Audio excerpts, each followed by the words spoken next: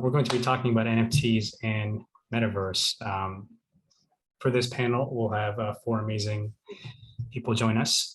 We have Dylan from Figma, we have Roham from Dapper Labs, we have Marguerite from Neon District, and moderating this panel will be Drew Austin from Redbeard Ventures. And I'll welcome all of them here and have Drew sort of go into introducing all of our panelists and having them talk about who they are. So without further ado, let's welcome our amazing panel.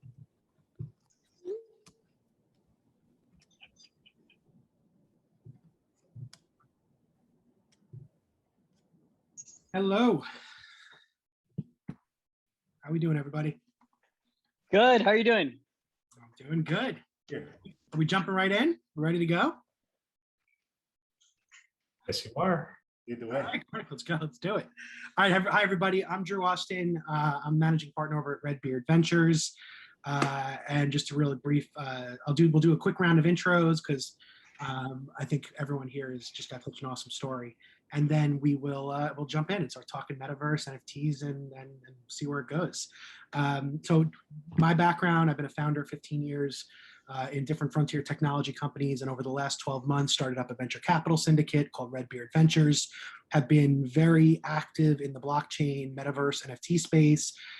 Investing in two of the companies up here with Dapper and Marguerite's company as well, Roham. So we've invested in a variety of different metaverses, from Wilder World to Super World to Sandbox, and art marketplaces like Super Rare, and gaming companies like Zed Run. So we're really active in the space. We're really excited about investing in these in ecosystems like the Flow ecosystem and some of the companies that are building on top of Flow. And I'm personally, I'm an active investor in NFTs themselves. I'm the top 50 portfolio holder on Top Shot. I have a big stable on Zed Run, and a lot of Sandbox land that we develop. And then recently we just released our own NFT project called Knights of Degen, which is a really cool project I did with a great team of people. And we're having a blast, man, just learning and building and creating and investing and just meeting great people. So that's been my story. Marguerite, you want to introduce yourself real quick? Absolutely. Thanks, Drew. So Marguerite DeCourcel, I'm CEO of Blockade Games. We're building Neon District, which is a cyberpunk RPG. We have dynamic NFTs that evolve through the gameplay. I've been in this space, so Blockade has been around for about 4 years now. I've been in creative technology and in the crypto space specifically since 2014. Was one of the first artists in this space. So I've gotten to be here and see the entire space evolve as we've been exploring what's possible for creatives with blockchain technology. So of course, I'm having a blast watching all the possibilities and iterations on NFTs and where we are today. Everything from like loot, and seeing like people explore the different gamification tactics, plus just fine art in general, watching Sotheby's and Christie's take off and get around behind NFTs this year. It's been a blast. So anyways, I'm very passionate about the intersection of the metaverse, gaming, fine art, and yeah. Awesome. Dylan, you want to go? Sure. Hi, everybody. I'm good to see y'all. My name is Dylan. I'm the CEO and co-founder of Figma, and we are a design platform. So trying to make it so you can do everything from whiteboard and brainstorm all the way to design UI and UX to get that code into production. And my interest in NFTs started really with the CryptoPunks launch. Started to track it then. Was real lucky to kind of be on the earlier side there. And then with OpenSea, was thankful to maybe a seed investor, and have tried to be supportive and active in the ecosystem since.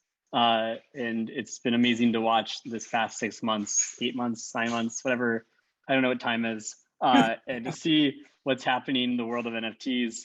I think it's just an absolutely fascinating primitive that we're going to see be explored in so many different ways. And I think even on this call, we've got a few different ways that it's being explored that we can talk about. I remember actually at ETH Denver when Neon District launched from the hackathon project, and I was like, that's fucking cool, And so it's just awesome to think about, like, at this event, what will be the projects that'll be like the next Neon District, or actually I remember when my wife, then girlfriend, was at ETH Waterloo, and she's like, man, I just saw this really cool thing. It's called CryptoKitties. So there's been so many amazing projects that have come out of the ETH global ecosystem, and I can't wait to see what's going to come out of this one. It's awesome. Ro. Yeah, thanks, Drew. My name is Roham Gharegozlou, co-founder and CEO of Dapper Labs. We've been big believers in the NFT space for a while. Authored the original ERC 721 standard on Ethereum, built CryptoKitties. Most recently focused on NBA Top Shot and taking the NFTs to the sports world. And you might have seen we announced the La Liga partnership a couple days ago, another big one coming next week.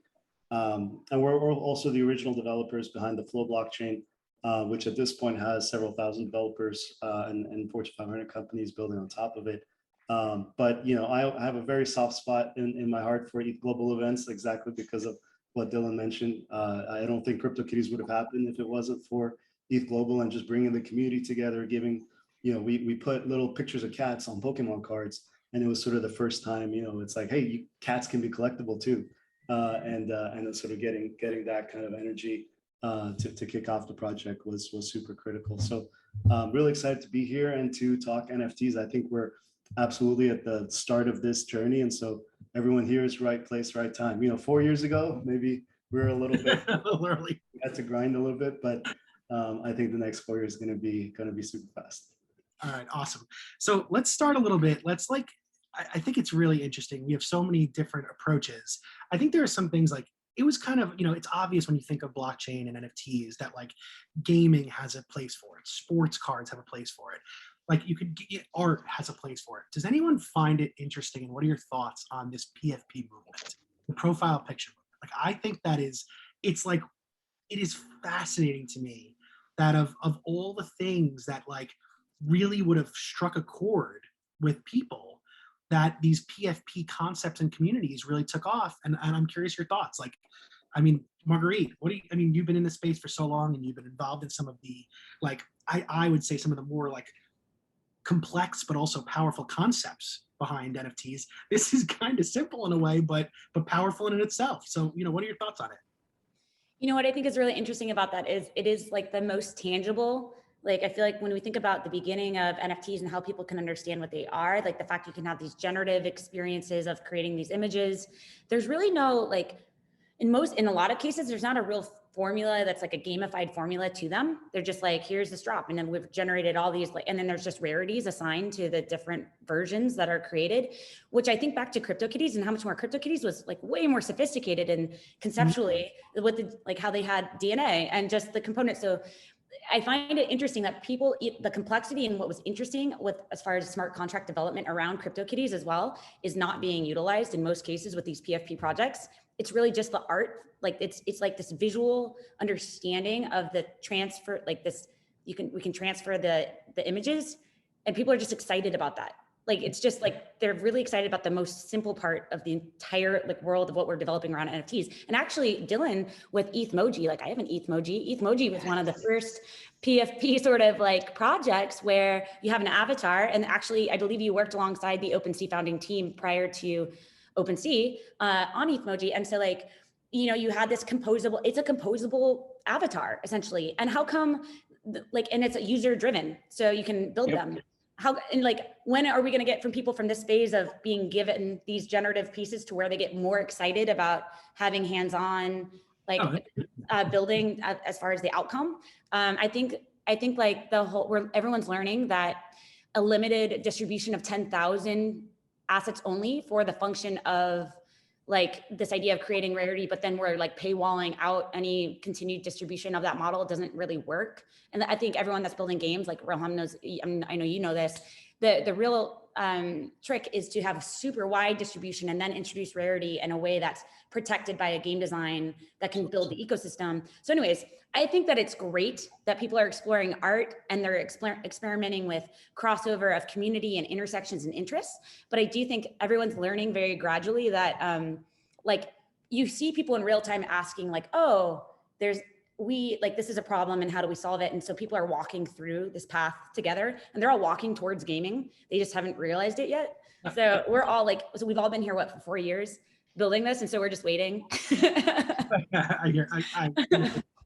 And so like the funny thing is for me, so I bought my first collectibles, my first NFT ever was well, maybe it was a CryptoKitty, but the one I really remember was Super Rare's art for some reason. That's what really like completely transformed my perspective.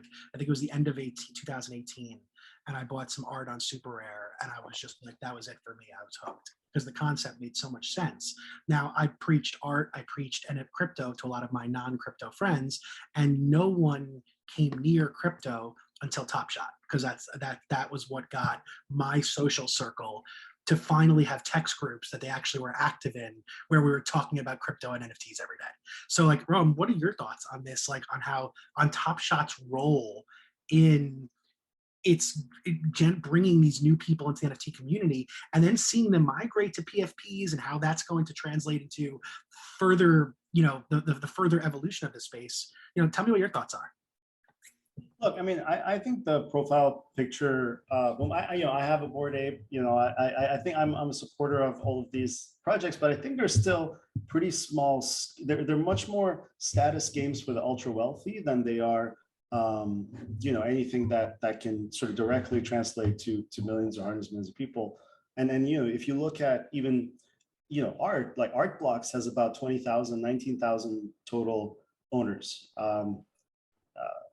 The only projects that sort of get close to breaking double digits, triple digits, are Zed, Axie, and Top Shot, and it's because they have that funnel that Marguerite's talking about, where you can kind of get started with, without a huge investment, and you can do stuff. You can get into habits in a sense, and I think that the profile pictures are today kind of an amazing sort of an experience for the wealthy, and I think that's been in particular the Bored Ape Yacht Club has pulled it off really well, where they're creating so much community value out of the assets, but they're also a hint towards what's going to be coming. I'm sure some of the folks here heard that Twitter is putting in authentication for NFT ownership.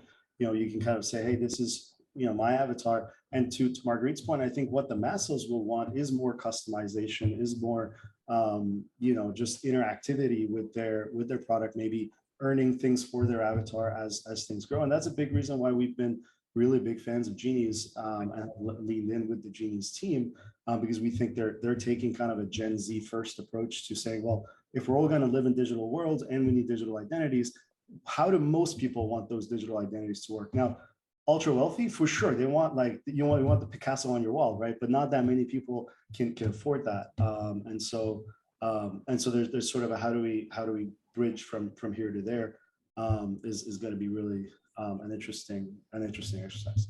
Totally. And so Dylan, like I think it's always funny, and you're like, you're very much involved in creative and art, and this stuff is like in your world. Like, I sometimes find it funny how like my friends now talk about art, and it's kind of like it's almost like to the point where like we're at a bus stop, they see an app, oh, look at the art on that bus stop. Like, it's like, anything is now art. Art has become like art. It's really getting it's really interesting now, people's definition of art. Like, oh, did you see the art on that camel? It's like, oh God. But so what is your thoughts on how this is, like, what this is doing for the art world as well, and the creative world? And is it a good thing? Is it a bad thing? What are your thoughts there? Oh, it's a great thing. I mean, I think, and obviously I'm highly biased in the answer. I mean, I'm really, a significant portion of my net worth is in NFTs. But I think the question of what is art usually drives art forward. And regardless of whether we see NFT art markets crash when a crypto cycle comes, I wouldn't be surprised, right? Sometime in the next 2 years, maybe sooner, quite a bit sooner, we'll probably see a crypto crash. Crypto is a cyclic asset. It's not going to be up and up forever, despite the mania that we're all in right now. And that doesn't mean that it doesn't have significance. I think there's great significance here. And I think that you have to basically separate the significance of sort of the conceptual from the actual monetary value that's changing hands. And that's kind of why I think that the term collector is sometimes overused, because there's a lot of speculators in the space. That's okay. Speculators are sort of like creating liquidity pools for people to be able to buy this artwork and be able to invest in artists. But I think if you zoom out to just some of the macro trends that are going on, we're going from a physical economy to a digital economy. In a digital economy, people want digital goods because they're living online, right? And I think that as we are navigating the digital economy, whether it's a profile picture, I've thought that several times, oh man, profile picture projects are dead. And then I'm always reminded of sort of like the patent office, in the early 1900s, 1800s, whatever it was. And they're like, oh yeah, not sure any more patents will exist after some time. We should probably just shut it down. And it's like, then you see projects like Bored Ape Yacht Club, or you see projects like the Noun Project, where you've got actually this incredible group of people coming together to be able to buy a noun every single day, contribute the funds to a DAO, and have that DAO then be able to vote on what they should do. Their first act actually being charitable contribution, which I thought was incredible. And so I think that every time we think that we see the limits of some type of the medium, we're going to see further innovation, because we've created this honeypot for the world's creatives, and they've come to it and they've realized that there's actually some money there as well. And that for some of them, they can actually subsist off that. And from there, that unblocks their creativity. And I think that, Loot is another great example of that. I'm obsessed with it, have been obsessed since it launched. It's such an exciting project to me, because here's an example of, rather than having a franchise like sports or a created universe like Neon District, which are both amazing, right? But instead it's like, let's go world build together. Let's go figure out how, as a community, we can create a new world, which I think really gets the definition of metaverse. No one really knows what metaverse means. It's this collection of loose terms right now.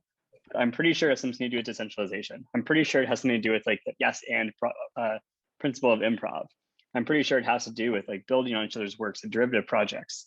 And Loot to me is right at the center of all those things. And so I get very excited about that project and just see what comes from it. So that's awesome. So next driver of growth, so I guess my theory, if I think about the thesis here, it's like I saw, we were in the speculation phase with crypto from like 2013 to 18. Then there was the ICO bubble that crashed. The winter hit, shit companies died, good companies built, and out came DeFi. And I think DeFi brought utility and an entirely new wave of value to the tokens that were able to sustain that winter, were well funded with great teams, and be able to then rise above and now have a phenomenal utility of kind of rebuilding the financial infrastructure from the ground up. In my perspective, and Marguerite, you might even say this was farther back, but like I feel like we've been in the NFT space since 2018. That's just my view. Maybe it's like 2017 or even 16, and it's been a speculation phase as well. Like people speculating, buying, selling. It's the foundational principles are, we like to buy dope shit and we want to make money while we do it. And like that's kind of a lot of the I actually kind of disagree with that. I think that there are, I think it's important that people know there's a corner of the internet that's like long-term collectors that believe that there's a canon being created of NFT art, and that art, like for example, I'm a member of Fingerprints DAO, which takes the thesis of, they're the sort of on-chain art that is going to be the sort of native art form for NFTs and blockchain, and their entire philosophy. Sorry, which one was that you said? Fingerprints DAO, and their philosophy is this is what I started to get really involved. I asked the creator, he had bought an autoglyph that I wanted, and I said, hey, can I buy that off of you guys? And he said, sorry, our entire point of view and philosophy. And I was like, sign me up. I want to be as involved in this DAO as possible, because that was exactly what I was looking for. Yeah. And so I do want to just correct that, because I think that not everyone is a speculator in the space. Sure. Okay. So that's totally fair. I would say, I guess from my perspective, the broad audience, and if you think about most of the buzz and conversation has a lot to do with speculation. There are people that are deeper, absolutely. But I think the most driver of use around NFTs in the short term, in the near term, at least from what I've seen with my networks of people that weren't even crypto people that are now entering the space, is speculation of price and speculation of value and speculation of long-term or short-term value. But then, like, I guess my point being here is that then we go through this speculation phase just like we did with crypto. There will be a winter eventually at some point, and out of that, I think you come to the metaverse, which is the true native, whereas the native home for these assets. Okay, but in between that, I think the metaverse is still a ways away, like true ways away. what do you think are the nearest term next innovative drivers of adoption of NFTs? Marguerite, it looks like you're. Yeah. So I'm going to throw this at Dylan. I really believe that there's two spectrum, like this, when we think about the spectrum of innovation and what you're seeing, why we might experience winters, because there's a lot to be built still. And on one end, we're going to be exploring interactive NFTs and what infrastructure and framework we'll want for that across all the different applications. You know what we're going to need from our marketplaces to support that across the different applications. To the other side is a no-code remixing platforms, which I think Dylan is completely positioned to just knock it out of the park. Everything from his proof of concept with Emoji to like now his platform with Figma. Like, so I want to know when are we going to have a no-code remixing platform, Dylan? Well, I don't know what that, but in terms of when that will be, but I'm certainly not building it right now. But I love the idea of remixing. And I think actually some examples of that recently, just to call out some projects that I think are really cool here. One that I saw was Deaf Beef. And Deaf Beef has a series of projects, and they're basically audiovisual experiments on the blockchain. They have the C code to render the projects in the smart contract. And then they have a series of different artwork. One of them, series 3, is called Entropy. And for Entropy, whenever it's transferred, the artwork changes and degrades.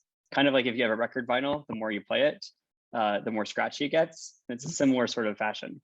That's cool. Another one that I thought was really interesting was Blitnots and Blitmaps. And so Blitmaps, basically you had this entire process they used to basically mint on-chain the artwork itself. You could do things like compose and translate the color palettes as well as to draw. And then from there, you could buy the Blitmaps if you had missed that phase and actually mint what's called a Blitnot, which is sort of the next character in their created universe, also partially on-chain. And I think that was also really interesting as a derivative work. The third that I'll point out is kind of similar to both ideas, which is this project that not many people have seen yet called Animal Coloring Book, which is an example of basically you discover the properties of the NFT as you are then minting it and then transferring it. So every time it transfers, it's an additive thing, sort of the opposite of the series 3, Deaf Beef example. It's, you like have a NFT called cat, and I have some outline of a cat, and I transfer it over to you, Marguerite, and you get, the outline of the face, and then you transfer it to Roham, and he's got the eyes, and you transfer it to Drew, and the eyes are kind of like googly eyes, and it's just really neat because you kind of discover the NFT as it's transferred. And I think one thing that is going to also be really important for NFTs is zero knowledge proofs. I think if you think about remixability, composability, and also just gameplay, if you are playing World of Warcraft and you have your bag of items, it's really important that people don't know exactly like what's in your bag. And zero knowledge proofs, I think you could actually use them in the future. I'm not saying that we all have figured out exactly how to do this today, but one day we're going to have a world where people can play these games and have items that others do not know they have. And I think that'll be just as important as the status games that people are playing on Twitter today with profile pictures. What do you think? What do you think are going to be? That's awesome. What do you think are going to be the next major near-term drivers of unique adoption? Well, I think you're seeing it kind of across the board, and I just want to say, it's true that crypto is cyclical and will go through up and down markets, and especially NFTs that rely on a lot of speculative energy will be affected. Gaming historically does really well in sort of recessions of all kinds. Entertainment is something people need through thick and thin. And we launched Top Shot during a time when nobody cared what NFTs were. And people came to it. Admittedly, there was an excitement about trading cards. Basketball games weren't happening, and so it just kind of tapped into a zeitgeist in a particular way, even back then. But it wasn't related to sort of crypto in particular, specifically, nor kind of the markets more generally. And so I think, especially when we go through sort of that cycle, you'll see NFT projects that are much more about the communities they're serving and much less about tapping into a sort of stream of a speculative energy in a way to kind of market make and get into, as Dylan was saying, sort of And I think that that'll be good. That'll be good. It'll be a good chance for people to get in at the ground floor. I think that gaming is the sort of driver of, adoption for sort of millions of people. Other than, what I think what we're doing in sports is something that, Top Shot itself can go from 1 million users to 1 billion users. We're NBA fans. We're expanding to 3-4 billion sports fans with soccer, et cetera. But kind of seeing what, let's say, projects like Chain Monsters are doing, where they're taking simplified gameplay from things like Pokemon, but giving true ownership, giving trading, creating meta economies around it. That's going to be exciting for people through thick and thin. And then on the flip side is sort of music. I think it was Chris Dixon that said music is the industry where the biggest gap between sort of what the customer wants and even sort of what the artist is able to do or able to monetize, because there's so many kind of middlemen, there's so many established interests, there's so many kind of red tape in between, and whether it's sort of projects like sort of Record Shop or Audius or others, I think there's so much opportunity in kind of bringing fans closer to the people they care about. And so those are sort of three spaces. So sports, gaming, music are kind of what I get really excited about. Totally. And I think it's interesting that, like, I think most people I speak to are incredibly excited about play to earn and the play to earn concept and great gaming. And I still think we're so early in that area. Like I look at Axie Infinity, and it's kind of an odd game to be the game that's like the face of play to earn in my opinion. But like, I actually think there's a step before that, which is own to earn. So there's like own to earn, and then I think that we get to play to earn. And I think the own to earn is kind of what we're seeing, where DeFi is kind of leaning into the NFT space. And by having certain types of assets, you can, like, I think music could be the perfect home for the own to earn economy, which is, a lot of people are now talking about, are you going to get royalties by owning a piece of an NFT that when music is played, you get a percentage of those royalties. What are you guys' thoughts on that before we move into play to earn? I think it's super exciting. I mean, the idea of NFTs as a productive asset, which is also part of Marguerite's reference to ETHmoji. Sorry, Drew. I said it creates freedom for people to have those passive income streams is so important. Yeah. Exactly. And that was also partially the idea of ETHmoji, was the base layers that you could have, or even just the things you built on top of that. If you made a derivative work, then you would get some income off of the new mint. But yeah, I think that that's an very exciting idea. And also just the idea of having some way to have the rights to an artist that you really like. It actually will bootstrap new artists in the ecosystem, because basically you're betting on, then you're saying, okay, let me go discover indie artists, find the ones that I think I'm going to take off, that are going to take off, get rights to some of their music, or fractionalized rights to some of their music, of course. And then from there, that will actually create income for me if I'm right. And so it enables this sort of class of people that are these super fans of what's next in the music world, mm-hmm. to actually monetize their passion. And I think that could become really, really big, really fast. Yeah. I also think that just as long as we're talking about other categories of what could come with NFTs, it's just I think we're all still trying to imagine what this metaverse concept can be and how this patchwork of decentralized systems will come together. And no one knows yet, but I think that there will be a world one day that more people are spending time online. We're already seeing that. We're already spending time online. We're just not doing it in a very interesting way.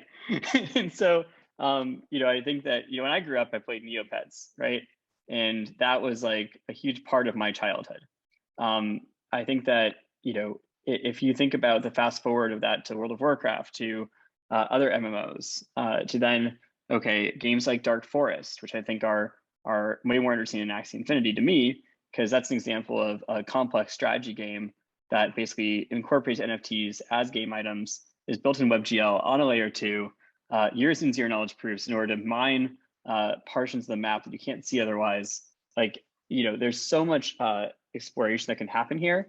It's only a matter of time before the first AAA game comes out with NFTs, but it's also just a matter of time before someone builds a virtual world that actual goods and services will be represented, and property will be represented as more NFTs. We're already seeing some of that, but I think we're going to see it at different levels soon. And I can't wait. I'm really excited for what that'll be. So that's like making me want to go in a couple different directions, but I'm going to start here first. Well, one, let's talk play to earn for a quick second, because I think there's, before I get into the metaverse part of this, which I really want to get to, what are your thoughts on the future of work when we think about play to earn? Like, how does it impact the future of work? Because I have some weird philosophical thoughts on what could happen to society if this takes off the way it could. Marguerite, what are your thoughts on how play to I also come from an HR tech. I just sold an HR tech company. So I think of, when they think of play to work, they think of digital transformation. I'm sitting here thinking dude, we're all gonna be working in the metaverse. That's the future of work. But what is your thoughts on the play to earn and future of work kind of situation? Yeah, so I think that the challenge that we're facing right now with building out these experiences is play to earn is really bottable unless it is protected by a very strong game design. And so even in DeFi and even Dark Forest, it's really a game of who can build the best bot, which is a game, sure, but is that fun for the person that's just trying to participate and walk in and it's a normal casual player? No, that's not fun, right? So how do we build out experiences online that can engage an abstract human puzzle solving part of our capacity that is different and is not bottable? And that actually is pretty complicated to build those kinds of game designs. So I think that the space is currently exploring what has worked for the gaming industry and for a lot of these problems and protecting economies. And we're trying to adopt them also with our blockchain game economies. So with the play to earn model, honestly, games and the likelihood of games failing is gigantic. And that's why it's really hard for investors to invest in gaming all by themselves. Now we've done this brilliant idea of adding blockchain applications, which are also very likely to fail, that have never been built before, with games that are also innovative and very likely to fail. And everyone's just going to try to figure out what formulas are working. So that's why I think it's totally okay that people like Loot, we're starting very small at a proof of concept. We're finding the most fundamentally sticky thing about the experience. And then I believe we're going to see projects that are successful from there get funding because they've proven a sticky formula, and they're going to be able to go build a whole concept and game universe around those experiences. So I do feel right now to iterative building, build fast and fail hard, it should be everybody's, especially if you're just an engineer and you're just trying to get a proof of concept off the ground. But I don't think it's the right move to go do something crazy ambitious, build your own blockchain ecosystem simultaneous with building a whole new AAA game studio, even if you have industry experience on one of those fronts. Roham. I remember when Roham launched Flow and I was are you sure that that's a good idea? So anyways, I'm really excited about seeing all these little projects get off the ground because there's so much potential in various ways of, so it's great seeing things like Loot and these other projects being incredibly successful, and you can see that there's something magical there in the community to get behind it. All right, so before I move on to my next question, I have to let Roham respond to being called crazy. Roham, Roham, is it crazy to have to building your own blockchain while you're building a game studio, while you're building games and IP and all this other stuff? Oh, yeah, I mean, it was nuts, and we almost weren't able to do it. And don't forget, we also had to build the payment rails, right? Dapper Wallet today is still the best user experience for crypto payments, and we process over $1 billion there, and it's fully compliant, fully sort of a regulatory, very kind of well lit experience, the kind of thing that the NBA and global brands want to use. That's why Genies is plugging into Dapper on Flow, because they're going to be bringing the billions of fans of their partners and their artists and all those things. And what are those folks going to do? Go download MetaMask? It's just not going to work. Have to acquire cryptocurrency, just not going to work. And then when it comes to Flow, when you're looking at Ethereum, you're looking at L2s, there's, and then other blockchains.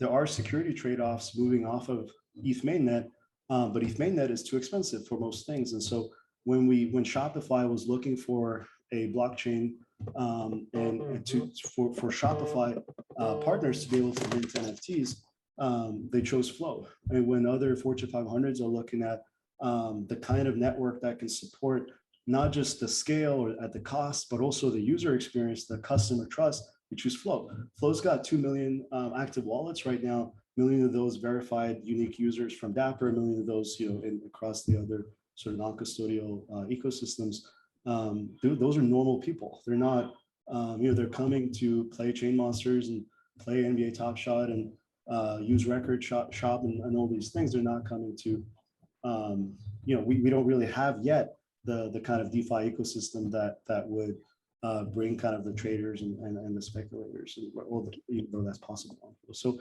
was it crazy? Absolutely, but no question we made the right call, because and now I'm looking at what's happening. Gas wars on Ethereum. We're looking at smart contract has. We built our own programming language. Cadence was built from the ground up for not just NFTs, but also the kind of smart contracts we need, the more complex kinds of smart contracts that A, we had to write 4 years ago for CryptoKitties, but B, when you come into DAOs, when you come into composable games, it's every single step, has to be thought of. So, we didn't do it lightly, right? Like I spoke to Vitalik multiple times. We went through every other layer one architect and from sort of, and then we spoke to some of the layer two teams, although back then it was Roham, did you ever consider building a layer two as opposed to building like a version of like a Matic in your own instead of that? We always figured, look, like we weren't interested in saying, let's build a Band-Aid solution. We're interested in saying 10 years from now, who's building the right trade-off space for consumer apps? And no one was, and no one is, right? Like the paths people are taking are either splitting things into layer twos, going down the road of sharding, reducing decentralization, all of this stuff. And flow today isn't everything it'll be in 5-10 years, but we're very confident it's the right trade-off space. Nobody was thinking, oh, we need to write our own smart contract language. Everybody's thinking, oh, let's use Rust. That's a great idea. Or Solidity is fine. It's been around for 4 years. We just disagree. Nobody was thinking of rethinking Web3 or saying, well, why not have MetaMask, et cetera, and then just use centralized wallets when you need it. We disagree. We think you need a wallet application interface that lets users lets users take custody of that same wallet, right? Cycle keys through it. And it's all of these like bits and pieces where we couldn't convince anybody to sort of adopt our approach. And we didn't want to just build a appendage to someone else's network. We think that this is the right trade-off space and someone's going to eventually figure it out. And so we said, well, might as well build it ourselves, launch it with the NBA, bring on board, and then blow up, open the gates, right? Let anybody build on top, let anybody host nodes. And that's the path it's going down. We just want to add one thing. I'll keep it really short. I think both Roham and Marguerite are correct in different ways here.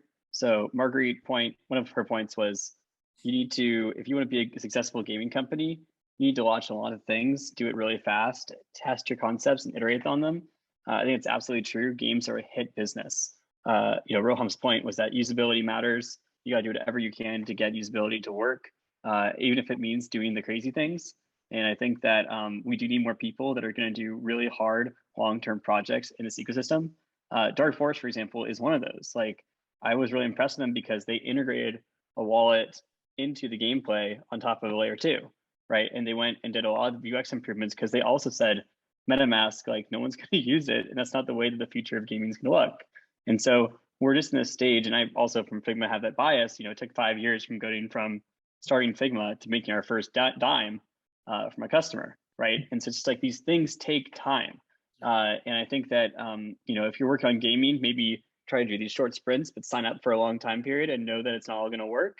And if you want to do like the large, big project, that's fucking awesome. Go do it, and find ways to fund it and use the community that's around you to support you and try to rally those resources.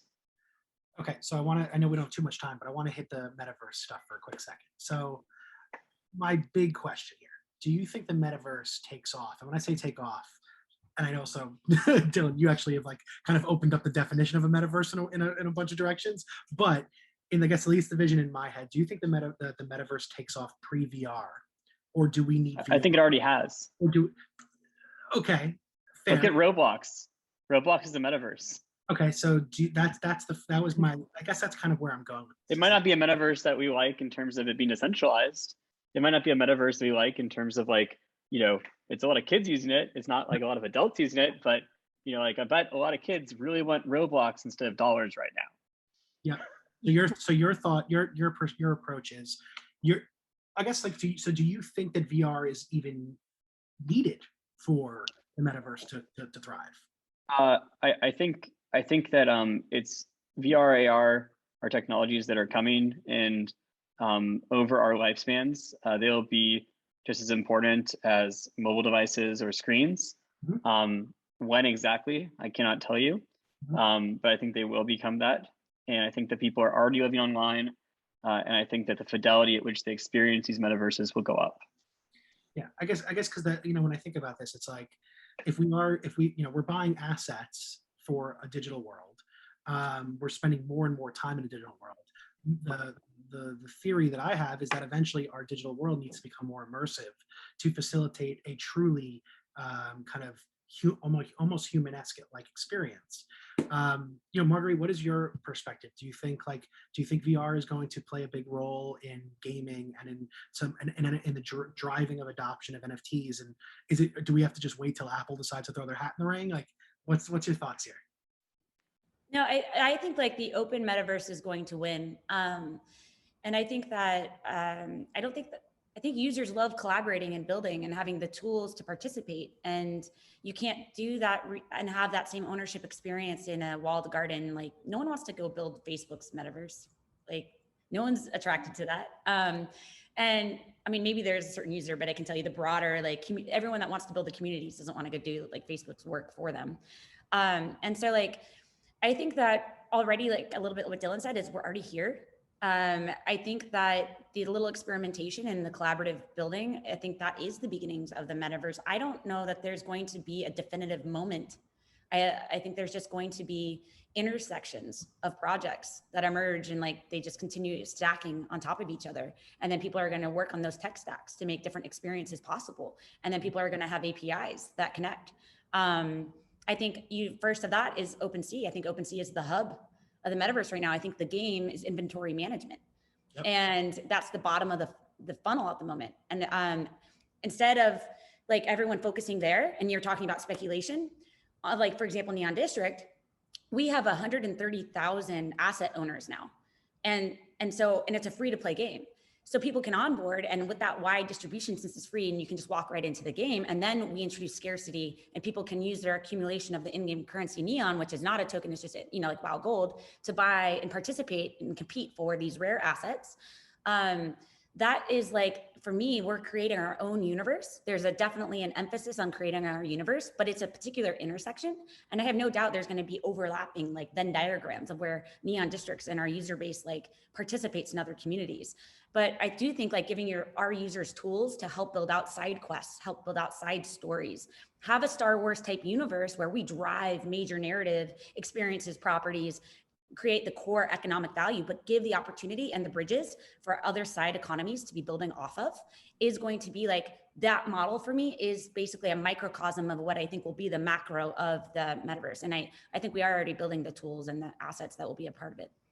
Yeah, one thing I'll add to Marguerite's points, she reminded me of, is just how important distribution is. It's a really boring topic when we're talking about the future, but just if you're building a game, you need to be distribution. And that's a huge channel for you.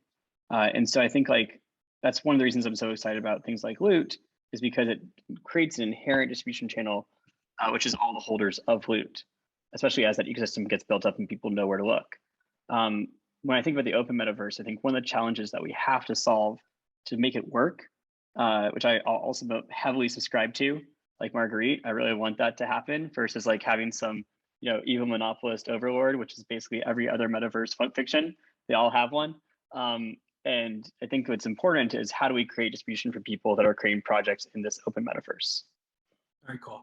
Okay, so we only have 3 minutes left. So I'm going to ask a quick question for each person real quick. Name a project that you're excited about right now, an NFT project. Everyone's got their own little like fun projects they're excited about. I'll drop one that I think is pretty cool because you guys just mentioned Loot. There's a project a buddy of mine is involved in building called Geohashes. And I think Geohashes is super interesting because it's also another derivative project, but they built this derivative project over Google Earth. So anyone that needs to use mapping and locations and proximity, they created this whole really interesting model around like a geohash encodes a geographic location into like a short string of letters, and then you can, then you can do whatever you want with that building block. So I thought that was like in the spirit of Loot. I think we're going to see other building blocks like that are going to come out. And now I'm really excited to see what games and what ways people utilize this stuff. So that was one that I just thought was worth calling out. Dylan, tell me one that you're excited about. Well, I've already talked a lot about Loot, Death Beef, others. Sorry, Dylan, Death Beef, is it DEAF? Yeah, DEAFBEEF. I think that's just the potential of on-chain media there is really exciting. What I'll talk about instead is just sort of what I'm calling the NFT Chain Rule, which is basically that a meme's value is proportional to the number of derivatives that are made off of it. And so I think like as you're looking at projects, so this is a meta answer, but as you're looking at projects, I think that the projects that will have the most value are the ones that will ultimately spawn derivatives. And I think that that's one thing to keep in mind as you're looking at different projects. Do you think the derivatives have value? There's a huge debate about that. No, I think that actually the derivatives create value. I know. For the thing that they create derivatives on. I agree with that part. The question is, do you think the derivatives that are created are also valuable? If they also have derivatives. That's well played. Well played. Marguerite, what do you got? Yeah, so actually I'm launching a new interactive NFT in a collaboration with Tim King. He's also known as Illustrator. And we made an interactive NFT it's with beat mixing, taking stems of a famous artist that we were working with for a major brand for a big drop. It's one of their first like this big brand's first drops. Mm-hmm. And anyways, it's a game also. So as you remix the stems according to how it's supposed to be produced, there's little, of course, with me making crypto puzzles, naturally there's like a crypto puzzle type game, a whole the remixing. But the fact you can even do this from OpenSea's asset page directly with iframe support. And I'm excited about this because of a couple things. One, interactive NFTs and gaming directly from asset pages. But then two, the fact that with music and stems, I believe like this is a proof of concept. Imagine you could have entire library of stems in which people could use for remixing purposes to create new content and new interactive NFTs for different experiences. You can have live streams of DJing and like having audio, like the visualizers that match. And so you could have these NFTs that are showing you've got a DJ streaming or a radio station that's playing. there's so much to play with. So I'm excited because that's kind of like a side project I've been working on, and it's dropping in about 2 weeks. Very cool. Very cool. Roman, what's exciting? Roham, what's exciting for you? I already mentioned Chain Monsters. They just did $1 million drop last week, which went really well. Chain Monsters. Yeah, that's the sort of Pokemon derivative of it. And people are starting to kind of think about, well, what does it mean to build on top of these things? The Dr. Seuss app just went into testing, and that's cool because it's mobile first. It's also trading first, so it's less about flipping for high dollar amounts, more about trading and completing sets and this sort of thing. So y'all should sign up for that. And then as an art platform, I really like Versus, and all of these are on Flow. Versus is sort of totally on chain. The actual site itself is also serverless, and it's a really neat setup because it kind of pits the big whale against the community, and it says, well, will the thing become a one of one, or will it become more of an addition where multiple people can have access? So that's interesting. Those are some of the ones I'm playing around with today. Awesome. And where can we find you guys? What's Twitter handles real quick? Dylan? At Zoink. Zoink. Zoink. Roham? I'm boring. I'm just Roham. Marguerite? I'm coin_artist. Okay. And I'm Drew at Drew Austin, guys. This was a lot of fun. Kartik, thanks for having us. This was great. Thank you, guys. Thanks for having us. Thanks again for this amazing talk, and thank you very much for moderating, Drew. This was great. Thanks again. See everybody. Take care, everybody.